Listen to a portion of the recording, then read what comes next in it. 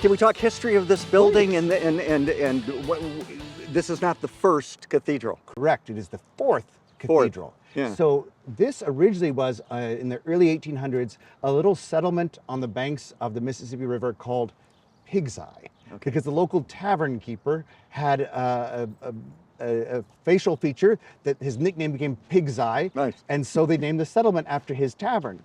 Well, a French missionary priest arrives here in 1841 and builds a little log chapel, and he dedicates it to St. Paul.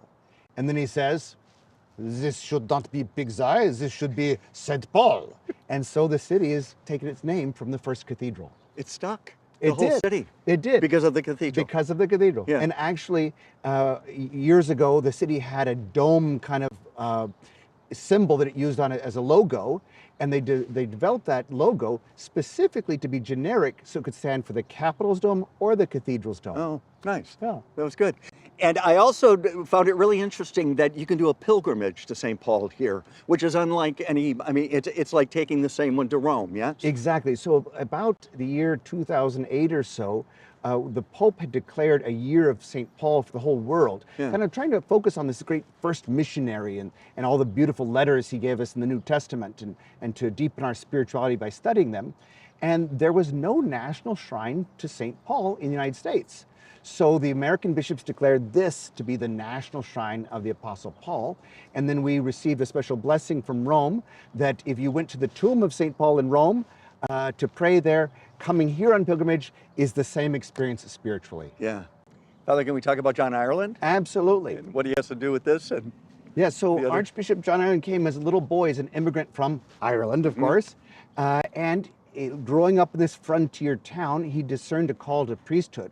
Well, there are no seminaries around here, but the first bishop here was a French missionary, and his diocese back in France said, our gift to the missions will be, we'll educate your priests for you. So this little Irish boy and another Irish boy were sent off as young teens to France, and there he saw the great cathedrals of France and how they dominate the landscape in every town. And so he fell in love with that.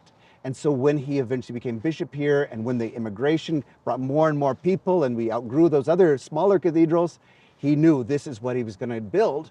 He went to the World's Expo in St. Louis and found a French architect who was doing the pavilions there and hired him on the spot to come and do this.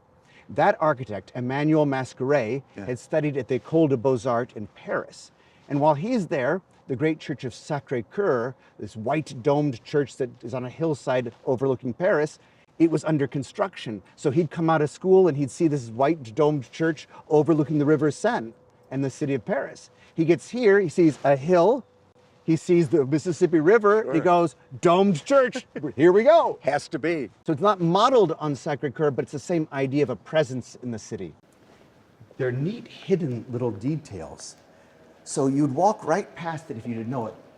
But this is a stone that came from the castle of Rouen in northern France, where St. Joan of Arc was held captive before her martyrdom. So this is kind of a second-class relic. This was from where she was held prisoner before her death for Christ. So and put into this chapel because of St. Therese?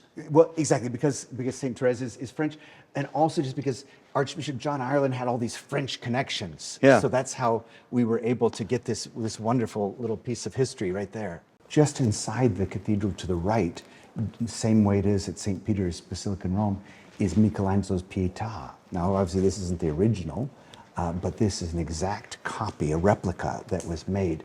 It's horrible for me to even think about, but they slapped plaster on the original. They did. Back in the 1920s. Right. But now with modern technology, what we're able to do is take the same stone, white Carrara marble, and crush it and put it into the mold with some chemicals to bond it together. And then Hollywood special effects artists studied how light hits the original and then polished this so that light hits it the same way. So we can come right up to it, really a very, very exact replica of the original. And when did this arrive? When I was here earlier, Oh, we had this was going to go on a national tour. Yeah. And they contacted me. I said, well, you know, I'll take it here as the first stop. Right. And so they said, okay. And then as we're coming into Holy Week, one of my parishioners said, oh, Father, we love it. Can't we keep it? I said, well, I'd love to keep it too. But they said, ask them what the price is. And so this very generous parishioner bought it.